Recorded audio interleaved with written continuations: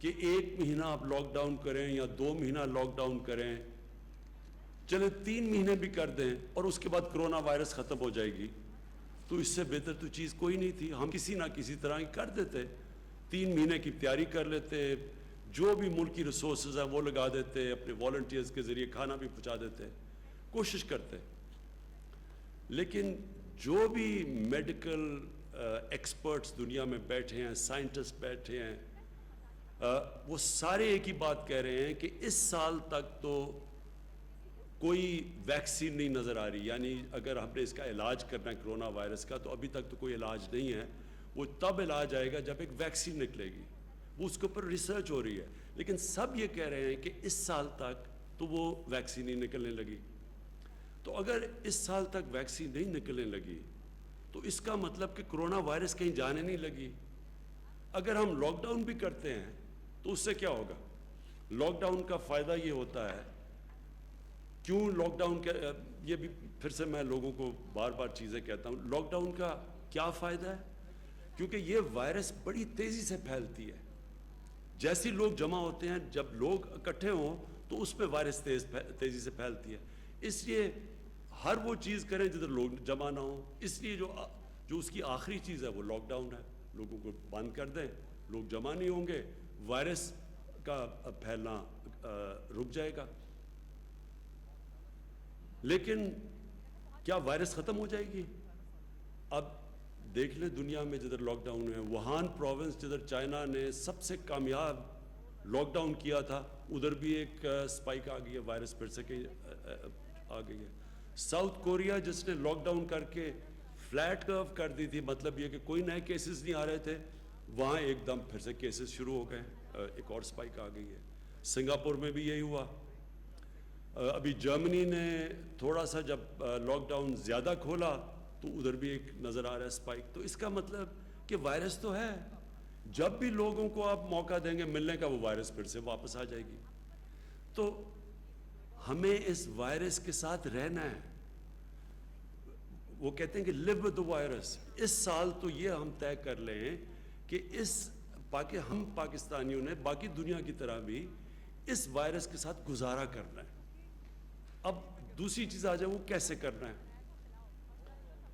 کیا میں اب اپنی میڈیکل کمیونٹی سے بات کر رہا ہوں کہ کیا ہم یہ افورڈ کر سکتے ہیں پاکستان کے ہم لوگوں کو مسلسل لاک ڈاؤن رکھیں؟ آگے 2 مہینے لاک ڈاؤن ہو چکا ہے، تو کیا 1 مہینہ اور رکھتے ہیں اور پھر 1 مہینہ اور رکھتے ہیں؟ یہ کیوں نہیں ہم کر سکتے؟ یہ تو پاکستان ہے جس کے اوپر ابھی میں آنے لگا ہوں. آپ وہ ملک دیکھیں جن کے پاس بے تحاشا پیسہ ہے. اور پیسے کا بھی میں پھر موازنہ کر دوں کہ پاکستان نے مشکل سے ہم نے $8 ارب کا سٹیمولس پیکج دیا اپنے لوگوں کو جو کہ متاثر ہوئے اس لاک ڈاؤن سے، جو بزنسز ہیں. امریکہ نے $2,200 ارب کا پیکج دیا ہے. جرمنی نے 1,000 یوروز کا پیکج دیا ہے. جاپان نے $1,000 ارب کا پیکج دیا ہے.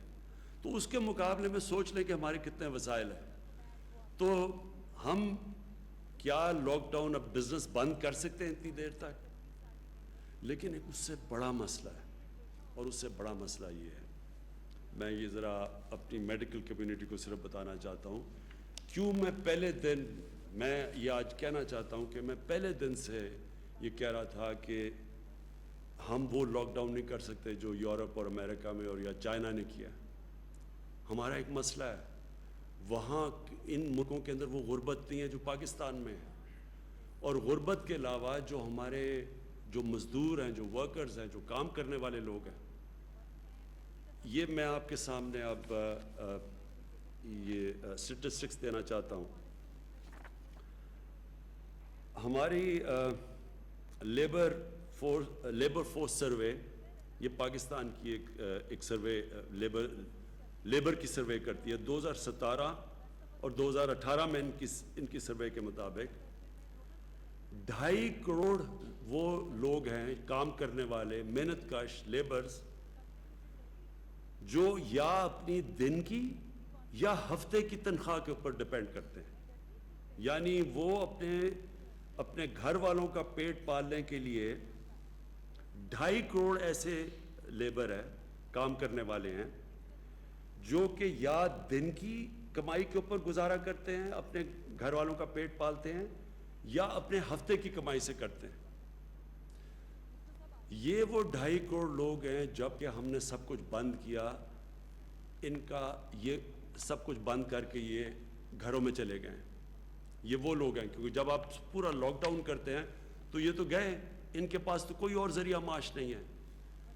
اب یہ اگر 2.5 کروڑ وہ مزدور ہیں، وہ کام کرنے والے ہیں، جو کہ جب لاک ڈاؤن کیا تو ان کا سب کچھ ختم ہو گیا کیونکہ کمائی ختم ہو گئی، تو اس سے 15 کروڑ لوگ متاثر ہیں آج پاکستان میں۔ اگر گھر میں آپ ایک پورے گھر میں 6 کی بھی ایوریج لگا لیں تو سارے ملک میں اس وقت جو لوگ متاثر ہیں لاک ڈاؤن سے وہ 15 کروڑ ہیں۔ تو میں اپنی میڈیکل کمیونٹی سے پوچھتا ہوں کہ مجھے یہ بتائیں کہ ہم ان کا کیا کریں، کتنی دیر تک؟ ابھی ہم نے بڑی مشکلوں سے، اور ابھی یہاں ثانیہ آپ کو بتائیں گے کہ ہم نے کتنے ابھی تک وہ کام کر چکے ہیں جو ڈیولپ ملک نہیں کر سکے، جس طرح کہ ہم نے لوگوں تک پیسہ پہنچایا ہے جو احساس پروگرام کے ذریعے، جو ہم نے 12,000 روپے پہنچائے ہیں، وہ بھی آپ کو ڈیٹیلز دیں گی، اپڈیٹ دیں گی۔ تو یہ ہم کتنی دیر کر سکتے ہیں، اور یہ کتنی دیر 12,000 روپیہ ایک خاندان کے لیے کافی رہے گا؟ تو لہٰذا ہماری یہ مجبوری ہے، یہ احساس ہوتے ہوئے کہ آپ کے اوپر کیا گزر رہی ہے، اور ہمیں ڈاکٹرز کے اوپر پریشر پڑے گا اور کیسز بڑھیں گے۔ یہ بھی میں آپ کو بھی بتاؤں گا، کیسز بڑھنے ہیں ابھی۔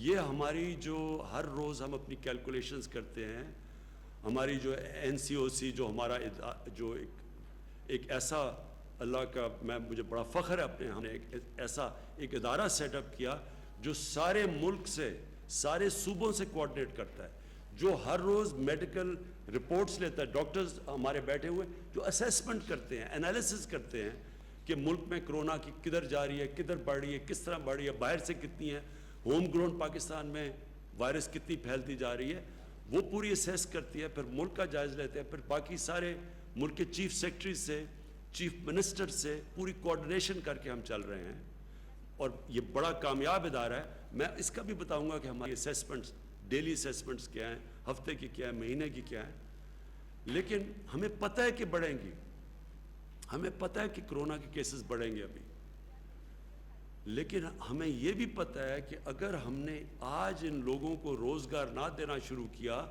تو ہمیں کرونا سے زیادہ یہ لوگ بھوک سے مرنے کا ہمیں زیادہ مسئلہ بنا ہوا ہے۔ مجھے ایز پرائم منسٹر 10 دفعہ سوچتا ہوں ہر روز کہ کس طرح گزارا کر رہے ہوں گے وہ لوگ، وہ سفید پوش لوگ کیسے گزارا کر رہے ہوں گے۔ تو اس لیے میں اپنی میڈیکل کمیونٹی سے ہی کہنا چاہتا ہوں کہ باقی لوگ تو اپنی شاید اکانومی کو بچا رہے ہوں، ہم تو اپنے لوگوں کو بھوک کے مرنے سے بچا رہے ہیں، ہماری مجبوری ہے کہ اب کھولیں۔ تو میں صرف آپ کو اب یہ اپڈیٹ دے دوں، اور تفصیل ابھی بعد میں آپ کو دیں گے۔ ہمارے ساتھ ڈاکٹر ظفر بھی بیٹھے ہیں، ڈاکٹر فیصل، جو ڈاکٹر ظفر آپ کو بتائیں گے کہ جو ڈاکٹرز کے لیے ہم کیا کر رہے ہیں، میڈیکل کمیونٹی کے لیے ہم کیا کر رہے ہیں، کیونکہ ہمیں پورا احساس ہے اور اس کے لیے پورا پروگرام بنایا ہے، وہ بتائیں گے۔ اور ڈاکٹر فیصل آپ کو بتائیں گے کہ جب ہم کانسنٹریٹ کر رہے ہیں اس کے اوپر، کرونا کے اوپر، تو باقی بھی پاکستان کے اندر بیماری ہیں، اور ان بیماریوں کا کیا ہو رہا ہے، کیونکہ ساری تو جب کانسنٹریشن ادھر لگی ہے کرونا کی طرف، تو اور بھی پاکستان کے اندر بیماریاں ہیں جن کا جو نگلیکٹ ہو رہی ہیں۔ بچوں کی ایمونائزیشن کیمپینز ہیں، جو بچوں کو ٹیکے لگاتے ہیں، وہ 50% کم ہو گئی ہیں۔ ہمارے پاس پولیو، ایک پاکستان 2 ملکوں میں ہے دنیا میں جدھر ابھی پولیو کی وائرس بھی ہے، اس کی ہم نے کیمپین کرنی، 2 کیمپینز مس ہو گئی ہیں۔ تو ایک طرف ہم کرونا کا تو دیکھ رہے ہیں، لیکن باقی ملک بھی سنبھال رہے ہیں۔ میں صرف آپ کو یہ بتا دوں کہ یہ مجھے خوشی بھی ہے کہ ہماری گورنمنٹ نے پہلے دن سے جس طرح کرونا کے اوپر ہم نے سٹیپس اٹھائے، مجھے بڑا فخر ہے اس کے اوپر کہ اللہ کا شکر ہے پاکستان میں وہ چیزیں نہیں ہوئیں جو کہ باہر کی دنیا میں آپ دیکھ رہے ہیں، جس طرح کے مسئلے مسائل ڈیولپ ملک، امیر ملکوں کے اندر آئے۔ مجھے اللہ کا بڑا میں شکر ادا کرتا ہوں کہ ہم نے جو بھی سٹیپس اٹھائے اس کی وجہ سے ہمارے ملک میں حالات کنٹرول میں ہیں. ہماری پروجیکشن کیا تھی؟ میں جب آپ سے 24 اپریل کو آپ کے سامنے آیا تو ہماری پروجیکشن یہ تھی کہ 14 مئی تک پاکستان میں جو کیسز کرونا کے کیسز جو انفیکٹڈ ہیں، جو پازیٹیو کیسز ہیں، وہ ہونے تھے 92,695، اور جو اموات ہونی تھی، جو فوتگیاں ہونی تھی اس کی وجہ سے، کرونا کی وجہ سے، وہ 1,324 ہونی تھی. یہ ہماری 24 اپریل کو پروجیکشنز تھیں. سوری 52,000 ہماری انفیکشنز ہونی تھی، اور جو اموات ہونی تھی وہ 1,324. اب 14 میں جو ہم نے جو پرسوں گزری، اس میں ہمارے کیسز انفیکٹڈ کتنے ہیں؟ 35,700، اور ہماری فوتگیاں ہوئی ہیں 770. تو اللہ کا شکر ہے کہ ابھی تک جو پروجیکشنز تھیں، اور یہ دنیا کے سے موازنہ کیا جاتا ہے کہ دنیا میں جس طرح کرونا بڑھتی گئی یا جو پیک کرتی گئی اس کے مقابلے میں، تو اللہ کا شکر ہے کہ ابھی تک ہم پروجیکشن سے نیچے جا رہے ہیں، اور ہمارے ابھی بھی جو ہاسپٹلز ہیں ان میں جگہ ہیں، ہمارے پاس وہ پریشر نہیں پڑا جو کہ ہاسپٹلز پہ پڑنا چاہیے. لیکن میں یہ آپ کو کہہ دوں کہ یہ بڑھیں گے کیسز، یہ ہم مینٹلی پریپیئر رہیں. لیکن ہم جو ابھی تک ہماری پلاننگ ہے، ہم انشاءاللہ ہماری جون کے اینڈ تک ہماری جو ہاسپٹل فیسلٹیز ہیں، وہ اب تک ہم دیکھ رہے ہیں، وہ انشاءاللہ یہ اس کا یہ جو ہماری انفیکشنز ہوتی رہیں گی، اور اس کے مطابق جتنے لوگ ہاسپٹلز میں جائیں گے. اور آپ کو پھر سے میں یاد کرا دوں کہ کرونا جو وائرس کی جو ہم ایسٹیمیٹ کرتے ہیں کہ ہر 100 مریض میں سے، ہر 100 وہ لوگوں سے جن کو انفیکشن ہوتی ہے، ان میں سے صرف 4 یا 5 کو ہاسپٹل جانے کی ضرورت پڑتی ہے. تو ڈر یہ ہوتا ہے کہ جب 50,000 سے زیادہ جب کیس بڑھتے جائیں گے، تو وہ لوگ جنہوں نے ہاسپٹل جانا ان کی بھی تعداد بڑھتی جائے گی، اور وہ پریشر پڑ جائے گا ہمارے ہاسپٹل کے انٹینسو کیئر کے اوپر. ہاسپٹل میں وہ جدھر وینٹیلیٹر کی ضرورت پڑتی ہے اور انٹینسو کیئر کی ضرورت پڑتی ہے. تو وہ بھی بعد میں آپ کو ڈاکٹر ظفر بتائیں گے کہ اس کے لیے ہم کیا کیا تیاریاں کر رہے ہیں، مسلسل اپنی کیپیسٹی بڑھانے کی کیا کیا کوششیں کر رہے ہیں. کیونکہ یہ جو انٹینسو کیئر ہوتا ہے، جس کا ایک بسترا جو انٹینسو کیئر کا ہوتا ہے، اس کے اوپر ایک کافی اسپیشلائز ٹریننگ کی ضرورت ہوتی ہے. ہر کوئی نرس جا کے وہ انٹینسو کیئر میں وہ ٹریٹمنٹ نہیں دے سکتا جو کہ صرف اسپیشلسٹ دینے ہوتے ہیں. تو اس کے لیے وہ آپ کو بتائیں گے وہ کیا کیا قدم اٹھا رہے ہیں. اب آ گئی بات کہ ہم نے اب ملک میں کیا کیا چیزیں کھولی. حماد اظہر بیٹھے ہوئے ہیں، وہ ابھی آپ کو بتائیں گے کہ ہم کیسے کاروبار کے مختلف چیزیں اب کھولتے جا رہے ہیں SOPs کے ساتھ. اور وہ جو SOPs ہے، یہ میں پھر سے آپ کو کہہ دوں، SOPs کا مطلب یہ ہے کہ جو بھی کاروبار کھولے گا ان کے جو مالک ہوتا ہے اس کے اوپر ہم ذمہ داری دے دیں گے کہ آپ نے یہ قدم اٹھانے ہیں، یہ شرائط ہیں جس کے اوپر چل کے آپ نے اپنی فیکٹری کھولنی ہے یا آپ نے اپنی دکان کھولنی ہے، تو آپ کو یہ قدم اٹھانے پڑیں گے. میں آپ سب سے پھر سے اپیل کرتا ہوں، یہ بہت ضروری ہے آپ کو ان SOPs کے اوپر چلنا.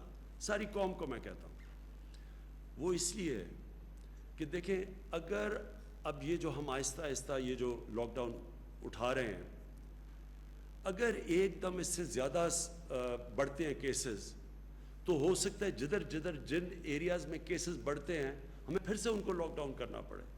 اگر ہم نے مثلا دیکھا کہ کہیں فیکٹری کے اندر کیسز بڑھ گئے ہیں ایک دم، تو فیکٹری کو بند کرنا پڑے گا. تو آپ سب کو، جو مالک ہیں فیکٹری کے، آپ کو نقصان ہوگا، آپ کے لیبر کو نقصان ہوگا.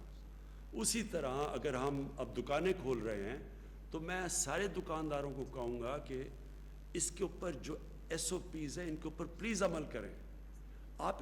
اپنے اوپر ڈسپلن کہیں، ذمہ داری لیں، کیونکہ آپ جو ذمہ داری لیں گے وہ موقع دیں گے ہم سب کو کہ اس ملک کو آہستہ آہستہ کھولنے کا، تاکہ کاروبار شروع ہو، تاکہ لوگوں کو روزگار ملے۔ تو یہ جو آپ آگے ادھر سے ہم جب 2 ہفتے اور 1 مہینہ اور یہ جو بھی 1 سال ہمیں گزارنا پڑے گا کرونا وائرس کے ساتھ، تو اس میں بہت بڑا ذمہ داری ہوگی ہمارے اس قوم کے اوپر، شہریوں کے اوپر، کہ ہم کیسے اپنے اوپر ڈسپلن کرتے ہیں، ہم کیسے یہ ایس او پیز کے اوپر چلتے ہیں کہ ہم کرونا کا بھی بندوبست کرتے رہیں اور کرونا کو بھی تیزی سے پھیلنے سے روکتے رہیں، اور ساتھ ساتھ ہم جو اتنی بڑی میں نے آپ کو بتایا ہے جو لوگ متاثر ہیں اس سے، وہ تقریباً 15 کروڑ لوگ متاثر ہیں لاک ڈاؤن سے، تو وہ بھی ان کو بھی ہم نوکریاں ملتے رہیں، وہ بھی کام کرتے رہیں، کیونکہ کوئی بھی ہم 15 کروڑ لوگوں کا دھیان نہیں رکھ سکتے، ہمارے پاس وسائل ہی نہیں ہیں۔ وہ صرف تب ہوگا جب ان کو نوکریاں ملیں گی، اور وہ نوکریاں ملیں گی، کاروبار چلے گا۔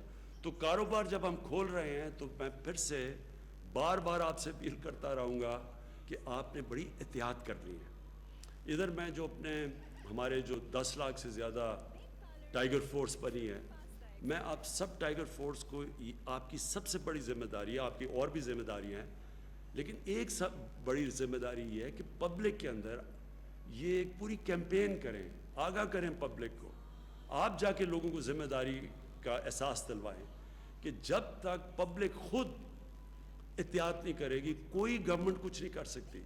ہمارے پاس اتنی نہ پولیس ہے، نہ اتنے جیل ہیں، ہم زبردستی نہیں کر سکتے۔ یہ آپ کو پوری طرح اس کے اوپر عمل کرنا پڑے گا۔ جو میں 2 اور چیزیں کہنا چاہتا ہوں۔ ٹرانسپورٹ، ابھی تک ہمارے کئی صوبوں کے اندر یہ خدشہ ہے کہ اگر ٹرانسپورٹ کھولیں گے، ڈسٹرکٹ میں انٹر ڈسٹرکٹ کی ٹرانسپورٹ کھولیں گے تو وائرس زیادہ تیزی سے پھیل جائے گی۔ میں پھر سے، کیونکہ ہم سارے کنسنسس سے فیصلے کرتے ہیں، ہماری NCOC ہر روز ملتی ہے، اور پھر NCCs میں جدھر سارے وزیر اعلیٰ اور چیف سیکرٹریز ہوتے ہیں، ہم سب بیٹھ کے سارے فیصلے کنسنسس سے ہوتے ہیں۔ وہ جماعتیں ہیں جو اپوزیشن میں بھی ہیں، جو ہمارے ساتھ نہیں ہیں، ہم سب کو اپنے یعنی کوئی فیصلہ یہ نہیں کرتے کہ جدھر ہم یہ سمجھیں کہ کوئی ایک صوبہ نہیں مان رہا، تو کنسنسس سے فیصلے ہوتے ہیں۔ اس لیے ابھی تک پوری طرح ٹرانسپورٹ کے اوپر فیصلہ نہیں ہو سکا، کیونکہ 1-2 صوبوں کے یہ خدشہ آتا ہے کہ اگر آپ کھولیں گے ٹرانسپورٹ تو یہ وائرس پھیل جائے گی۔ میرا اس کے اوپر یہ ہے کہ دیکھیں، ہم جو بھی قدم اٹھائیں، پہلے یہ سوچیں کہ ہمارا جو سب سے غریب طبقہ ہے اس کی ہم مدد کیسے کر سکتے ہیں، کیونکہ اس کرونا وائرس میں جو آج سب سے مشکل میں ہے وہ ہمارا غریب طبقہ ہے۔ تو جو ٹرانسپورٹ ہے، جو پبلک ٹرانسپورٹ ہے، وہ تو ایک غریب آدمی کی ٹرانسپورٹ ہے۔ ہم تو، ہماری طرح کے لوگ تو گاڑیوں میں پھر رہے ہیں ابھی بھی، ہم تو کہیں بھی جا سکتے ہیں اپنی گاڑیوں میں، لیکن ایک غریب آدمی، ایک مزدور، وہ تو جس کے پاس گاڑی نہیں ہے اس کے لیے تو پبلک ٹرانسپورٹ چاہیے۔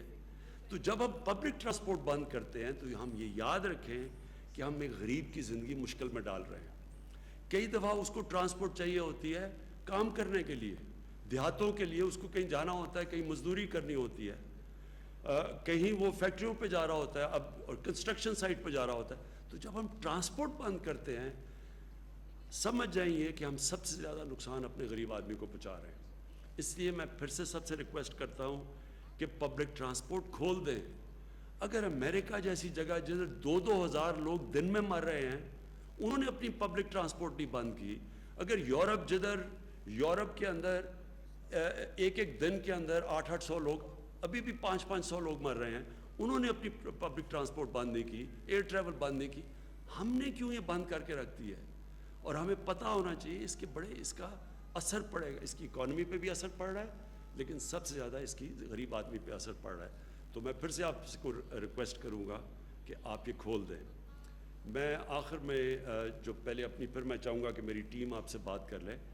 جو آخر میں بات کرنا چاہتا ہوں کہ مزدوروں کے لیے جو مجھے سب سے زیادہ احساس ہے کہ ہمارے لوگ جو بے روزگار ہوئے ہیں، میرا جو پرائم منسٹر کا جو ریلیف فنڈ ہے، جس طرح میں نے پچھلی باری آپ کو بتایا، اس کا صرف اور صرف مقصد یہ ہے کہ جو لوگ ہماری ویب سائٹ کے اوپر بتا دیں گے کہ جی میں بے روزگار ہوا ہوں اس دور کے اوپر، اور صرف ایک بتا دیں گے کدھر کام کرتا تھا، بے روزگار ہوا ہوں، تو ان کو بھی میں اپنے فنڈ سے پیر سے منڈے سے کیش ٹرانسفر کر رہا ہوں، جس طرح کے احساس پروگرام کے ذریعے کیے جا رہے ہیں.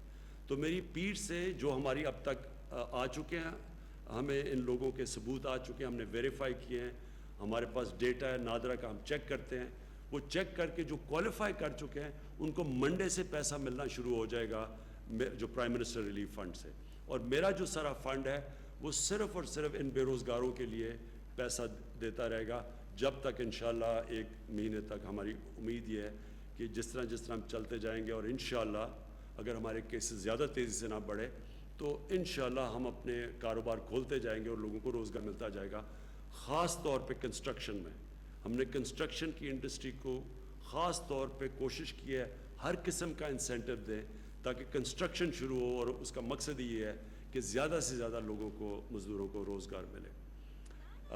میں اب یہ چاہوں گا کہ شروع کروں پہلے اسد آپ سے کہ جو NCOC آپ ہر روز کرتے ہیں، آپ پلیز شروع کریں کہ جو آپ نے نئی چیزیں کنسیسن سے فیصلہ کیے. بہت شکریہ وزیر اعظم صاحب. جس طریقے سے وزیر اعظم ابھی بات کر رہے تھے